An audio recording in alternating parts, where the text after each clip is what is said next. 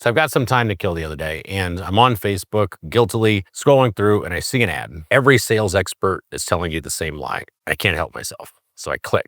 This ought to be good. Every sales expert is telling you the same lie. You've got to build rapport and then sell. And then, meanwhile, your prospects are checking their phone and, rolling their eyes or, blowing you off or whatever. The only thing is you've got to buy his $37 course to know how to sell without rapport. And I see this kind of nonsense all the time.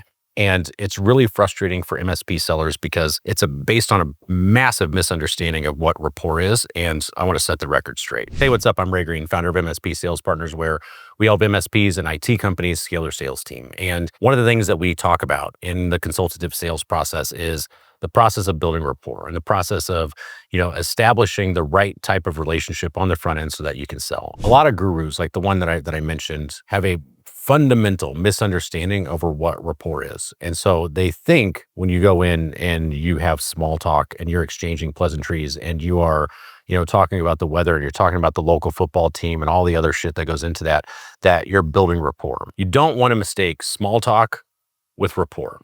Rapport, by definition, is establishing trust, establishing credibility, establishing some sense of authentic connection that I think you can solve my problem, that I'm going to believe you when you offer me a solution, that I'm going to believe that you have my best interest when you are asking me questions. That is the process of rapport. And the reality is you don't get that by talking about the dogs in the pictures. You don't get that by talking about the local high school team. You might get a lot of likability, but you don't necessarily get credibility. And here's the key part.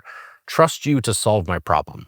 Trust you to have the experience, the expertise, the resources, the solution to make my pain go away and to make my problems go away. Because after all of the small talk, then we're going to get down to business. Because we're selling things like my network that I work on and that my whole company and my business works on. You're selling backup solutions and you're selling protection from ransomware. You're selling cybersecurity. You're selling solutions that really matter to me as a business.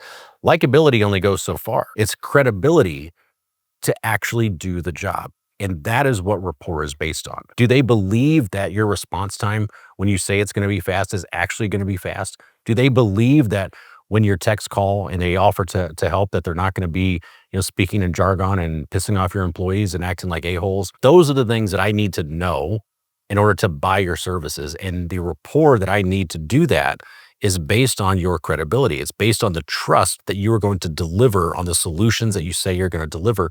In small talk, frankly, is irrelevant. Like for a lot of people, small talk's actually annoying. Like I'm one of them. I'm not a small talk person.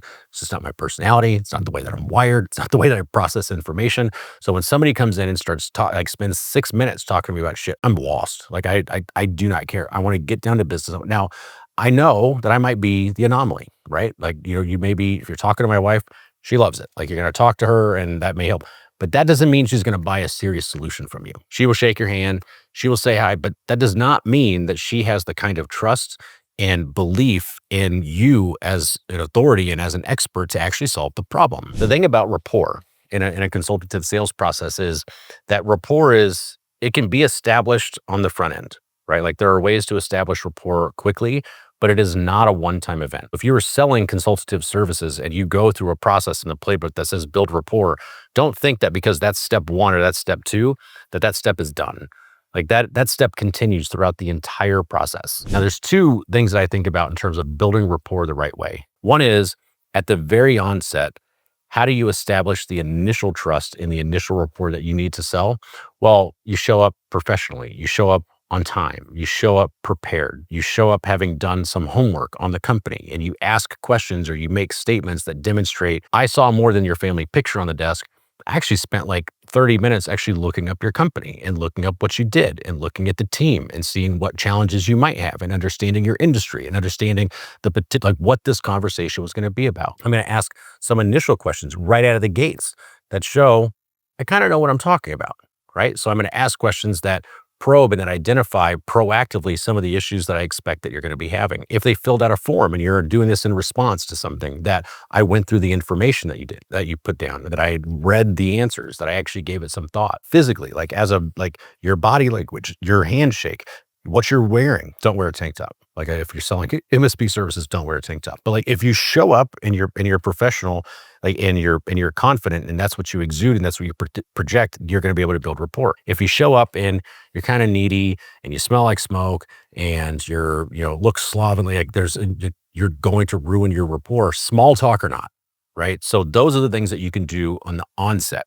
to actually build rapport. Now, the key to rapport is you've got to maintain it and you've got to build on it throughout the entire consultative sales process. Now, how do you do that?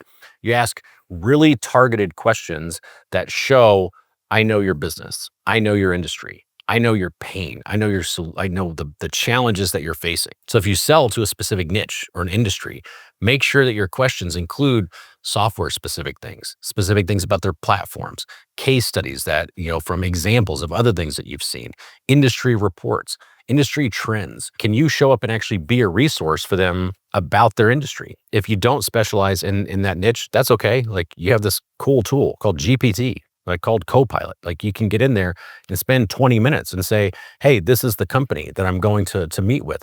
This is the form that they filled out, or this is the initial call that they had. Or even if you don't have that information, you can start to probe and identify what are the issues that they're going to be facing. What questions can I ask to demonstrate that I've got some experience, or that I've invested my time into understanding their business. The other thing you can do is, like, think about the follow-up questions, right? Like, so many people are in a rush to, like, go through the checklist, and they're in a rush to like ask this, that they're not actually listening and saying, hey, tell me about that.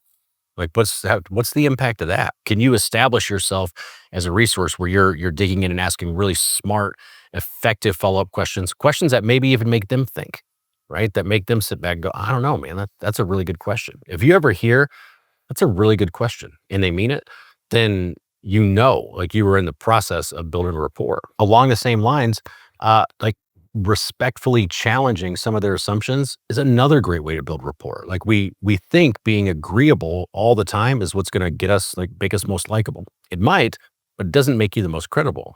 If you want to be credible, when you hear things that they say that may not be right, or there's an opportunity to respectfully challenge that, it shows that you're an expert. Like, that demonstrates confidence more than anything. Now, that doesn't mean, like, call out that they're wrong all the time. It doesn't mean, be disagreeable for the sake of being disagreeable, but don't be afraid to challenge an assumption.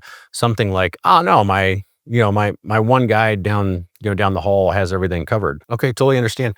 Do you feel confident that he's on top of the cybersecurity trends and what's happening there, as well as, like, the latest in network advancements and some of the tools? Like, have you guys gone into that, or gone some of the conferences, and you're starting to identify, like, oh, well, maybe not. Like, maybe we haven't done this, right? And those opportunities are around all over the place when you're selling IT services, for you to, because people don't know what you know.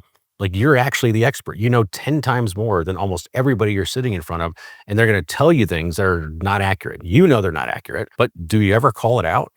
Do you ever find, like, a creative, effective way to push that back and have them think and go, oh, well, yeah, maybe you're right. And another thing you can do is think about the world and the way that you're asking questions and having the conversation in terms of impact, not just the symptoms that they're experiencing, right? So, like, the business result of that problem. Yeah, we have, slow response time. Has that affected morale? Has it affected productivity? Are there any hard costs associated with that? Like, what's, like, from a business standpoint, is that a big issue? Is that a small issue? Like, what's behind the curtain on that, right? Like, this is how the process of real rapport is built in a process. It's so frustrating to me when people talk about rapport and they think it's about the weather and the local, football team and everything else, right? Like, or the family pictures. Those things are fine. Like, if that's your style and charm is, something that you have, I don't. But if you have that and it works for you, cool. But don't mistake that for rapport. And for the love of God, don't buy a $37 course from somebody that says they're going to teach you to sell without rapport, because selling without exchanging pleasantries and small talk, that's easy. I've been doing it my whole life.